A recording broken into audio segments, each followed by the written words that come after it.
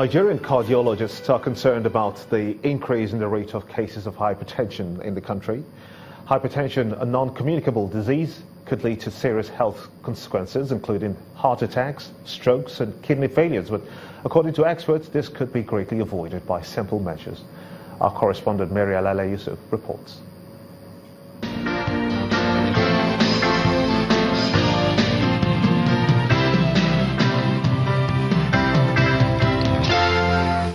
Hypertension has been described as a situation where the blood pressure is persistently too high for an individual's age and sex.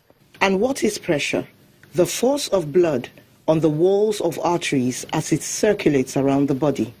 The most common type of hypertension is inherited and without any specific cause, but may be worsened by environmental factors.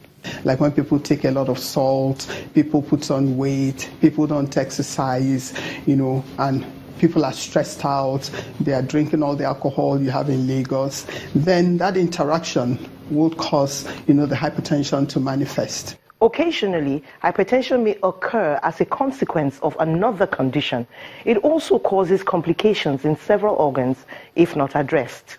If you have a narrowing of the blood vessel that supplies the kidneys, that person is likely going to have hypertension. The maintenance of salt and fluid in our bodies are the essential functions of the kidneys. So from there, we know that salt has a relationship with hypertension. So if the kidneys are not able to handle the salt properly, then the salt is retained in the body, attracts more water to itself, and the person develops hypertension. Many may not understand the place of exercise in reducing the risks of getting high blood pressure and its complications. When you exercise, the vessels are dilated, the vessels open up, have better blood flow. You have elaboration of the good cholesterol. Also, you mobilize your sugar, you keep your blood sugar down. So, and the general health, improves. So exercise is good for everybody. Even WHO says we should be walking 10,000 steps every day. Instead of, driving, I could just, if you're going for a break, for example, if you have to go for a meeting, maybe in the next street or in another branch that is not too far away, if it's something that is trackable, you can decide, okay, let me trek. The right kind of diet is also important. Food that you cook on your own, reduced salt intake, more of fruits and vegetables. You try to make sure that you watch your weight. Experts say 80% of the time, hypertension and associated cardiovascular diseases could be prevented by lifestyle changes. Mary Alale Yusuf, Channels Television News.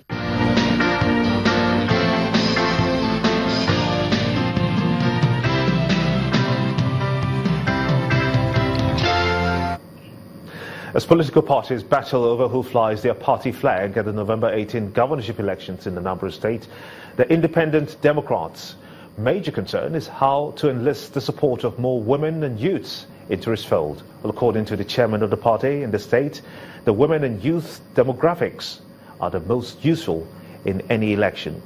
Other political parties in the state, including the People's Democratic Party, the PDP, and the All Progressives Congress, the APC, are sorting out all issues they see as stumbling blocks ahead of the elections. The November 18 governorship election in Anambra is not going to be a tea party, as all political parties in the state are gearing up for the exercise. The Independent Democrat has put his house in order by resolving the leadership issue and begin campaign strategies. The new chairman maintains that the unity of the party is one credit, while the major target is to win more women and youths onto the party for an overwhelming victory at the polls. Our main catchment area when it comes to this election is women and youths. Because if you watch out in events in Anambra State, women are those that vote very well when it comes to election. I'm pleading with everybody, women and youth more especially, go and register yourself. Go and get a voter's card. That's the only way you have the power to change the destiny of Anambra State. Elsewhere, the People's Democratic Party in the state is embroiled in some issues as the police recently cordoned off the state secretariat of the party, stopping members from holding their meeting. And the State Police Commissioner, Garba Omar, says the directive came from the National Secretary of the party. We received a complaint from PDP zonal office signed by Chief Distinguished Senator Ben Obi, complaining that there was a faction of the PDP that has lost in the Supreme Court judgment that they want to go and take over the premises of the PDP, and that is why we deployed policemen to ensure that they maintain law and order. The All Progressives Congress, on its part, is busy at ward level, and in Oga, the party members identify with their party leader, Senator Andy Uba, in getting up their ward structure ahead of the party Congress. All eyes will now be on the electorate and see how they decide. An initiative to end continuing clashes between herdsmen and farmers is underway in Adamawa State. The project is coming from the Central Bank of Nigeria, which is partnering with the Ministry of Agriculture and Livestock Farmers in the state to explore the option of ranching in livestock farming. The move aims to harness the enormous potential of livestock farming in the state, which is set to boost about 4 million cattle and 6 million other livestock annually. There appears to be light at the end of the tunnel for herdsmen and farmers who have been in conflict in Nigeria for some time now, and this has resulted in the loss of lives and property.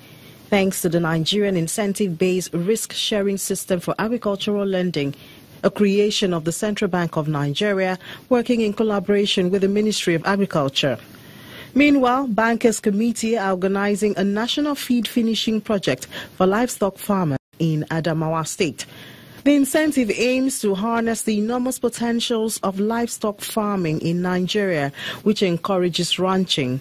With over 4 million cattle and about 6 million livestock in Adamawa State, it seems a suitable investor's destination for livestock farming. Mr. Liu Abdulhamid, who is heading the Nigerian incentive-based risk-sharing system for agricultural lending, says that incentive has so far trained over 100 certified livestock farmers into feed finishing project in the state.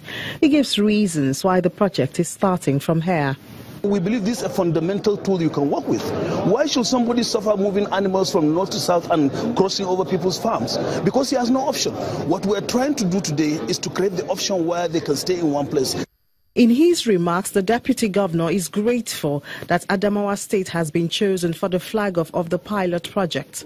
After receiving the input, they should concentrate and ensure that that thing succeeds. We have a technical committee in place. They are going to monitor this program to ensure that we are starting with Adamawa State, the entire nation, which is a plus to our side, to ensure that this thing succeeds from here.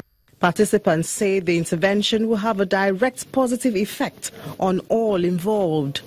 In the presence coming of this scheme, they should at least reduce the number of their cows and earn much money than moving around without benefiting with the large number of the cows. Is it NISAT or NISAT have come and they said us they will give us assistance. They will render assistance to cattle rearers to transform the cattle rearing system from the older part of the system to the modern and revamped system. It's expected that this development will not only prevent clashes between herdsmen and farmers, but would lead to a significant boost in agricultural production, especially livestock segment of the value chain. Some state governments have continued to explore ways to provide adequate power for their people. The Edo State government is not left out of this quest, of course, and is asking the National Electricity Regulatory Commission to grant license for the Azura power plant domiciled in the state. Speaking during his visit to the commission in Abuja, Governor Godwin Obaseki explained that his government wants to leverage on the large gas deposit in the state for the plant, which will generate over 450 megawatts of electricity. The trajectory is clear. We need to. Governor Godwin Obaseki of Edo State leading some members of the State Executive Council to a meeting with the management of the Nigerian Electricity Regulatory Commission. Stand in that unique position where the governor is desirous of making Edo State a major production hub in the country, and he believes that electricity is key to achieving that. He's seeking license for power generation from the 459 megawatts Azura Edo power plant near Benin City. We saw the opportunity in being able to locate some generation, albeit, they're small, not very large, 50 megawatts, in situ, where they can use gas from the lines running through their property to generate, and we decided to now go into a partnership with them and sign up a PPA to purchase the first 5 megawatts of that 50 to trigger that transaction. We need over the next 6 months to bring. The delegation also made a stop at the Ministry of Power, where the governor called the attention of the permanent secretary in the ministry to some of the electricity challenges facing the state. As I speak today, I don't get 3 hours at night on my street lights, so I have to go back to buying diesel. That's one of the reasons that informed us going to someone to say, you know what, just give us 5 megawatts, put it in the city center, and from there we'll power our street lights and our government house. So it's one thing they'll promise you. They'll tell you, oh, they put it on, they have a dedicated 33 kVA line. I will say, at night the light will not be there. Even when it's metered and you've agreed. We have that kind of agreement with BBC on a so-called 33 kVA line. If you want to take the street lights, government house areas, aggregate that demand, 5 megawatts. Okay, you have a 5 megawatt plant that's not currently on the grid that can supply that load. The DISCO cannot prevent you from doing it. Now, yes, we are on uncharted territory, so we've told all the DISCOs, you need to enable these kind of transactions, be part of the solution. You will earn something, but don't stop it and don't make your demand unreasonable. The Edo delegation also visited the World Bank office to discuss enhanced cooperation with the state. Let's quickly shift gears now, shall we, on the news at 10, as we take you now to business news with Anne Waudo.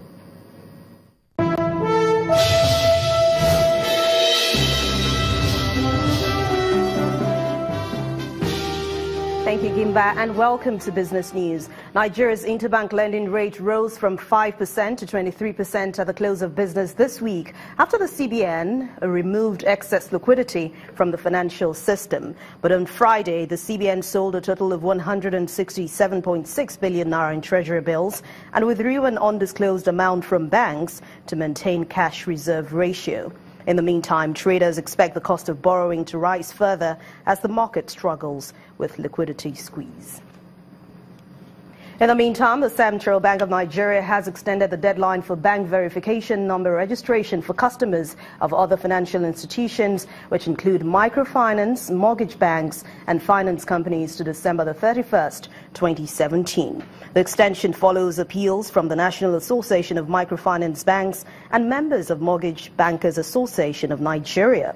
But according to the CBN's director in charge of other financial institutions, Mrs. Tokumbo Martins, from January the 1st, 2018, customers of these institutions without the BVN linked to their account will not be allowed to withdraw from their existing accounts. The all-share index and the market capitalization of the Nigerian Stock Exchange rose by 1.52% and 1.53% at the close of trading in the first week of August. All other indices also ended higher, except, of course, for the banking and oil and gas sectors, which fell by 1.64% and 3.05%. A total turnover of 2.51 billion shares worth 114.11 billion naira were exchanged in 23,546 deals. CNI Leasing, Dangote Sugar and Linkage Assurance topped 38 gainers. Morrison and Red Star Express led 26 losers, while 105 equities saw no price change at all. The board of Lafarge Africa has approved and authorized the company to embark on a scheme of merger with 2 other cement companies in the country. The cement giant says it plans to combine businesses with the United Cement Company and Atlas Cement Company Limited. It will also seek approval from the Securities and Exchange Commission and other regulatory bodies. And that's business news for this week. Thanks a lot for watching. I'm Anne Wilder. The rest of the news at 10 continues with Gimba.